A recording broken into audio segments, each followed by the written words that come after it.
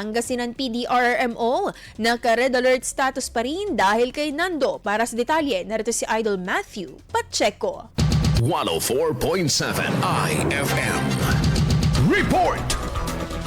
Nananatiling nasa heightened o red alert status ang lalawigan ng Pangasinan kahit nakalabasan ng bansang bagyong Mirsol. Ayon sa Provincial Disaster Risk Reduction and Management Office ng lalawigan ng Pangasinan, ito'y bilang paghahanda naman sa posibleng epekto ng bagyong Nando. Pahayag ni PDRMO Emergency Operations Head Pia Flores sa isang panayam, patuloy ang pagbabantay dahil posibleng magdala ng malalakas na ulan at hangin si Nando mula Lunes hanggang Miyerkules, habang pinapalakas din ito ang habagat simula sa Linggo. Dagdag pa ni Flores, may posibilidad na lumakas si Nando at maging super typhoon kaya puspusan ang paghanda at pagbibigay ng impormasyon sa mga lokal na pamahalaan at mangingisda upang maiwasan ang pagkakastranded sa dagat. Kasabay nito, mahigpit ding minomonitor ang mga ilog at hinahangsang pag-ulan mula sa upstream areas bagamat nasa normal pa ang level ng tubig sa ilang ilog ngayon.